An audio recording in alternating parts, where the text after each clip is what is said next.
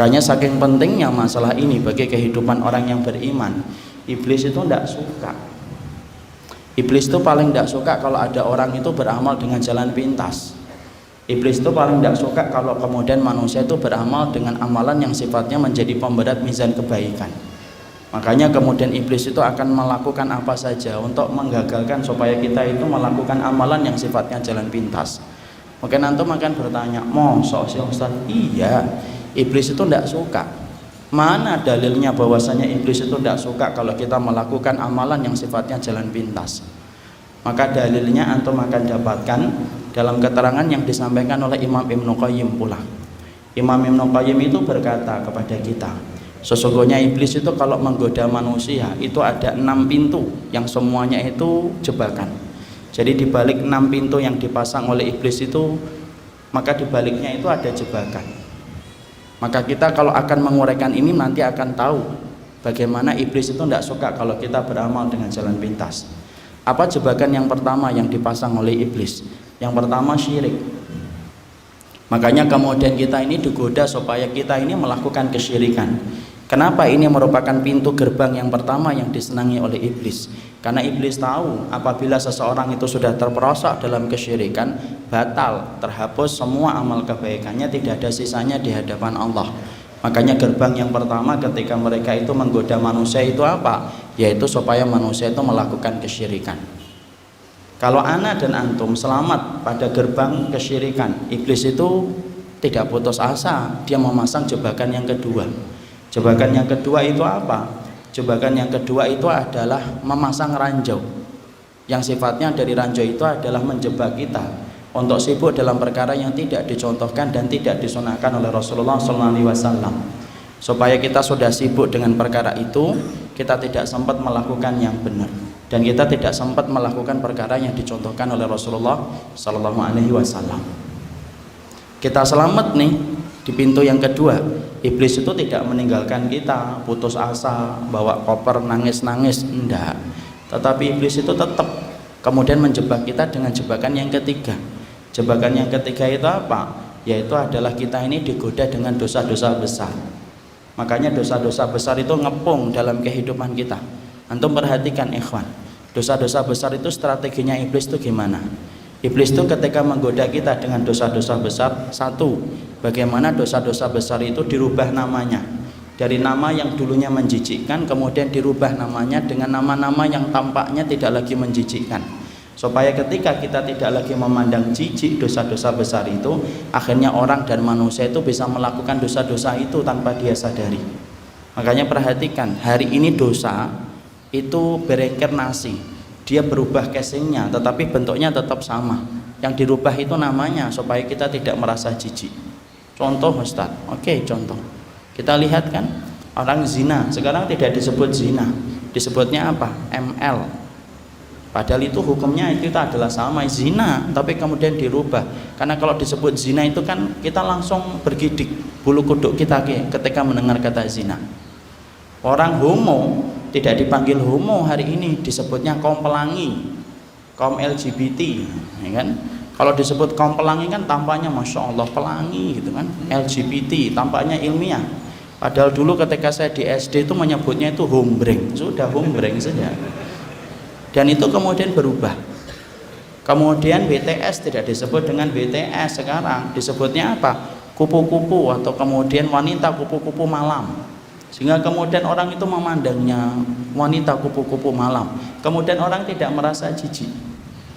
Makanya itulah yang kemudian kita harus pahami, dosa-dosa besar itu merupakan strateginya iblis supaya kemudian menjebak kita, supaya kita terperosok kepada dosa-dosa besar, dirubah namanya, casingnya dirubah, walaupun tetap itu adalah dosa-dosa besar yang sebenarnya itu dibenci dan dimurkai oleh Allah. Strateginya yang kedua iblis itu apa? Yaitu adalah bagaimana kita dibatasin referensi kita tentang dosa-dosa besar. Hari ini Pak, umat itu kalau ditanya apa itu dosa-dosa besar, referensi yang mereka sebutkan tentang dosa-dosa besar itu paling-paling terbatas.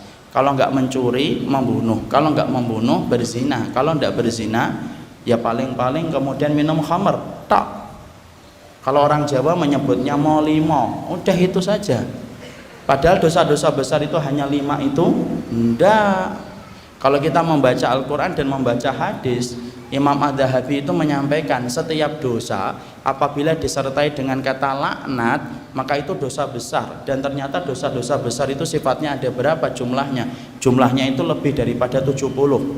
Ada 70 dosa-dosa besar. Padahal biasanya kalau kita ditanya sebutkan dosa-dosa besar 15 saja, kadang-kadang kita juga tidak bisa menyebutkan. Kenapa referensi kita tentang dosa-dosa besar sekarang menjadi sempit? Yang menyempitkan referensi kita tentang dosa-dosa besar itu iblis. Makanya akhirnya ketika kita sempit referensinya tentang dosa-dosa besar, akhirnya kemudian bisa jadi orang itu melakukan dosa besar tetapi dia tidak sadar kalau itu dosa-dosa besar. Kalau kita selamat di jebakan yang ketiga, maka iblis itu akan menggoda kita dengan dosa-dosa kecil yang dianggap remeh. Jangan diremehkan dosa-dosa kecil.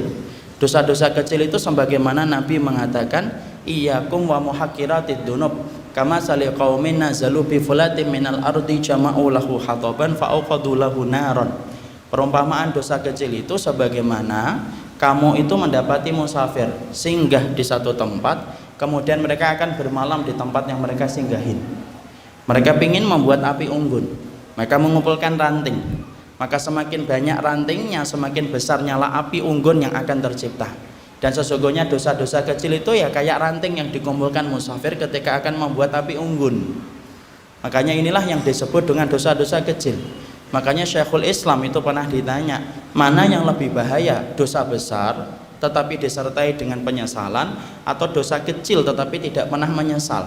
Maka Syekhul Islam itu menjawab, dosa kecil yang disesali, dosa kecil yang tidak disesali itu jauh lebih berbahaya daripada dosa besar tetapi disesali, tetapi tidak disesali.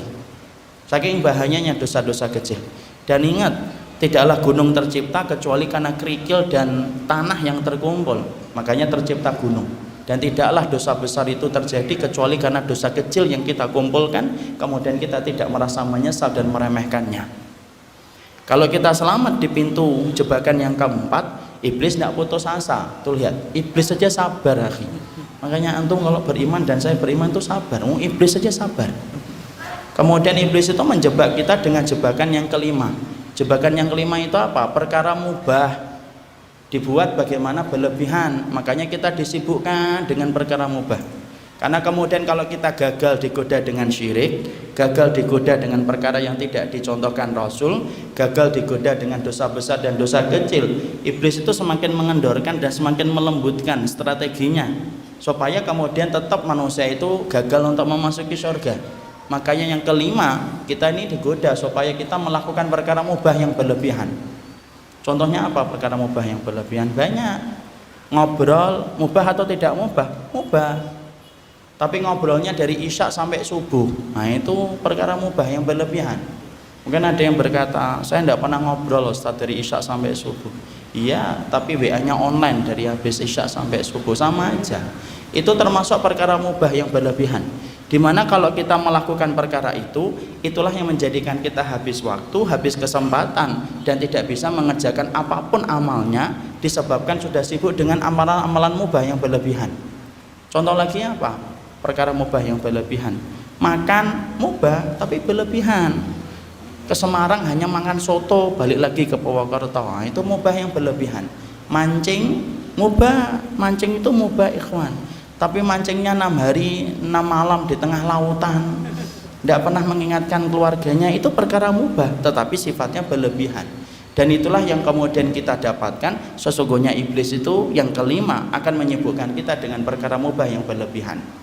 Kalau kita gagal kemudian digoda dengan pintu yang kelima, iblis itu akan mendekat kita dan menghasut kita dengan jebakan yang keenam.